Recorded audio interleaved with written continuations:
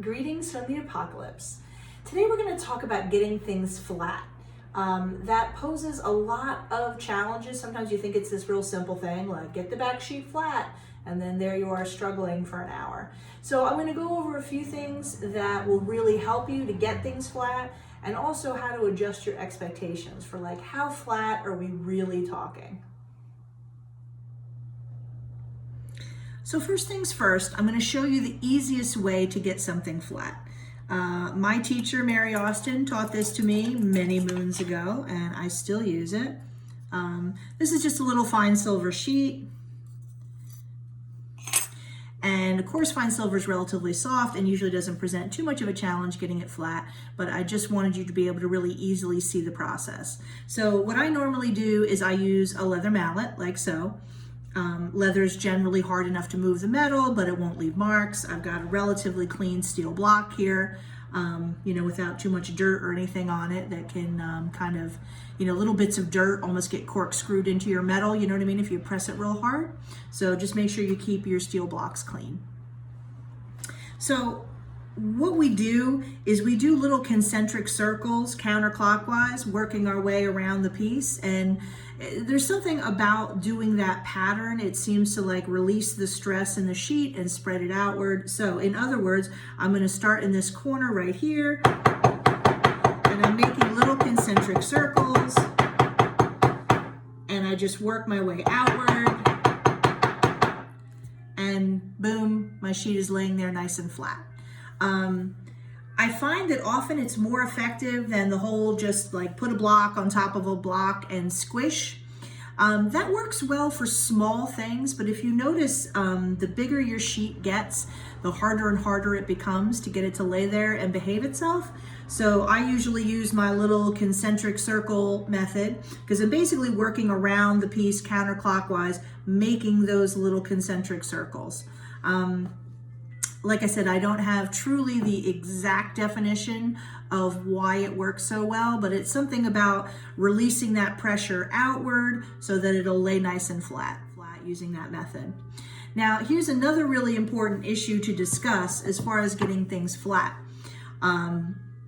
is quenching. If you have beautiful flat back sheet like this, I flattened it out. You can see it on the steel block. I've got a little tab sticking up, but it lays there quite nicely. If I take this and anneal it and pop it in the water, it's going to warp quite a bit. So anytime that you are trying to get something flat, do not quench it. I never quench any of my back sheet because it immediately makes it warp. And then also what I find is that even after if I try to hammer it afterward, I find it harder to get it nice and flat. So I'm just going to anneal this little back sheet here. You just go see that till you see the flame bounce back a little more orangey at you, which tells me that it's nice and annealed. So if I take this and just pop it right into the water, like so, take a look at what happened to my nice sheet. So here's a close-up so you can see it better. You see how much my sheet is now sticking up on the side?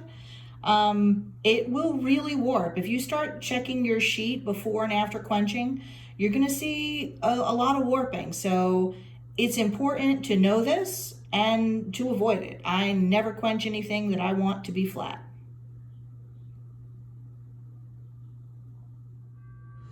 And sometimes I feel like the bigger the sheet, the more exaggerated the response.